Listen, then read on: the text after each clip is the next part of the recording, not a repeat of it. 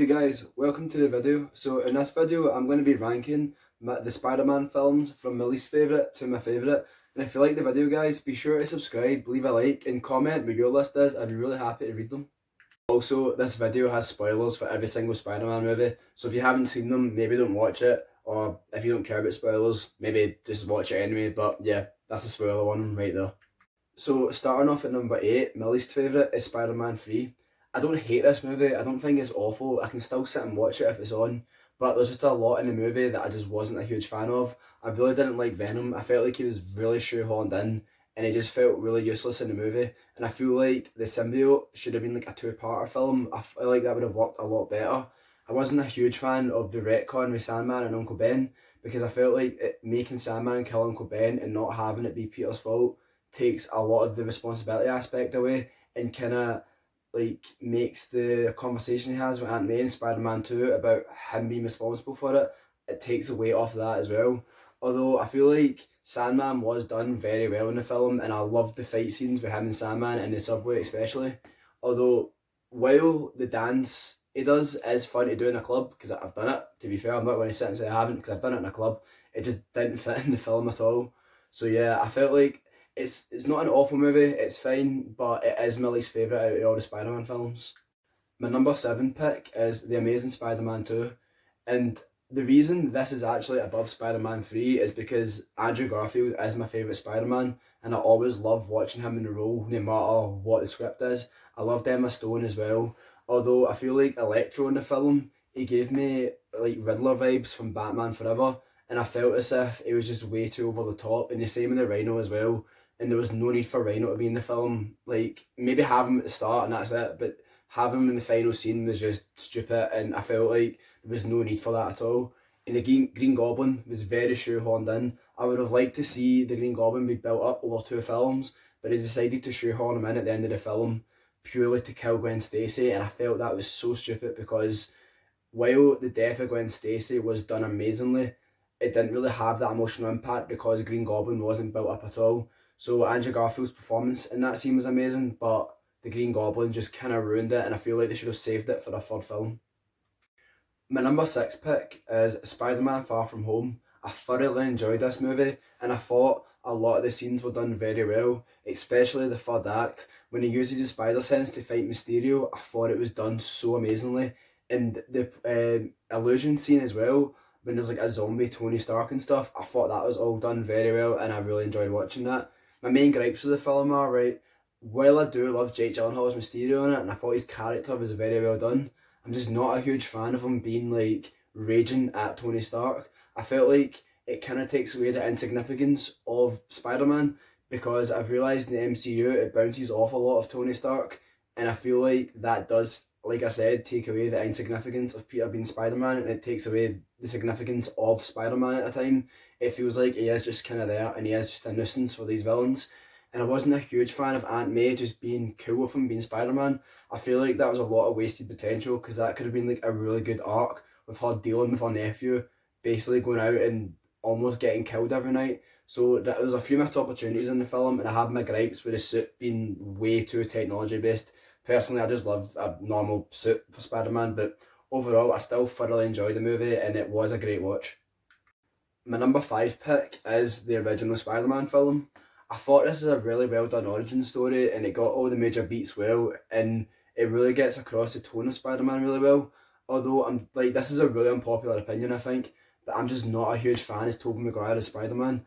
It does work in the universe and he is good in the role and he gives a good performance, but the version of the character I'm just not a huge fan of. I feel he's a bit too timid at times, and personally I like more of a jokey Spider-Man who will just take the mick out of all the villains and just annoy them to hell, and I just feel like he doesn't do that as much.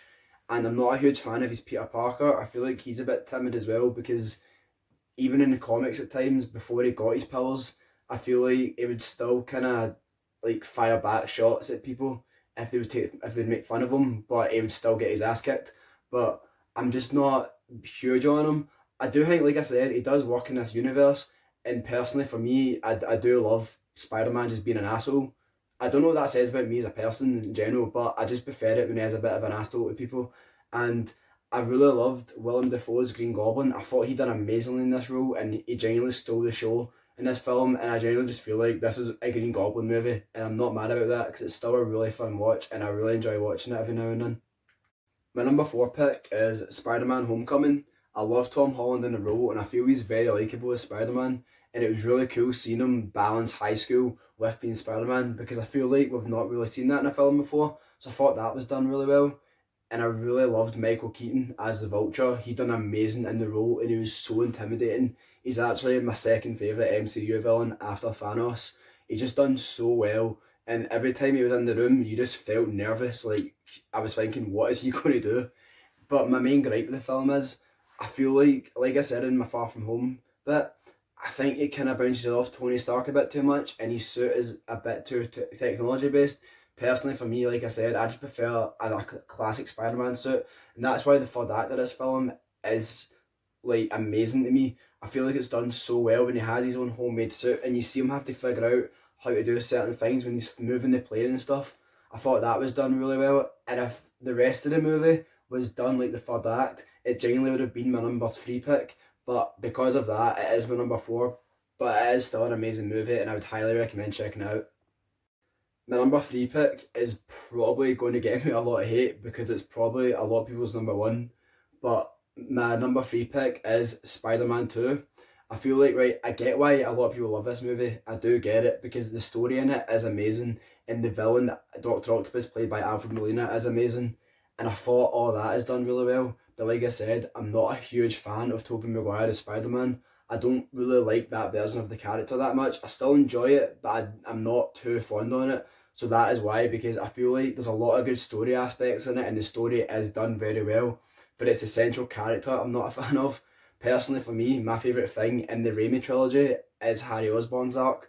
I thought that was the best thing about that trilogy, and I really loved that. And he done the villains so well, but I'm just not a huge fan of Tobey Maguire as Spider-Man. Like I said, he's just a bit too timid in the role, but that doesn't change how amazing this film is. It has amazing fight sequences like the train sequence and the final fight, and Dr. Octopus has a lot of great lines like saying, "I will not die a monster." I thought that was done amazingly, and watching him sacrifice himself at the end was really good, and it was cool to see Peter finally tell Mary Jane that he's Spider-Man. I thought that was all done really well, but like I said, I'm not a huge fan of Tobey Maguire in the role, and I'm not a huge fan of Mary Jane either. So that is why I like Spider-Man 2. It is in my top three, but it's not my favourite. My number two pick is probably one of a lot of people's least favourites, but personally it's my favourite, and it's The Amazing Spider-Man. And my reason for that is I loved Andrew Garfield in the role. He played Peter Parker amazingly. He done amazingly as Spider-Man. I said I like a Spider-Man that's an asshole with people, and he is. He also has a good intentions, but he doesn't realise that he's also been an ass to them as well. So I thought that was done very well. I'm a huge fan of this version of Peter Parker. He is just the quiet guy that sits in the back of the class. It's a very good modern version. Because I know a lot of people are like, oh, he seems too cool and all that, but like personally, where I'm from in Scotland, it's not considered cool to skateboard because I used to get the mick read out of me for it as well. But I think he's done really well in the role. Peter Parker was really cool in it, and I really do like the Spider-Man suit in it. I do have my gripes with the movie. Like I don't think Lizard is that great of a villain, and it really does bring the movie back a bit.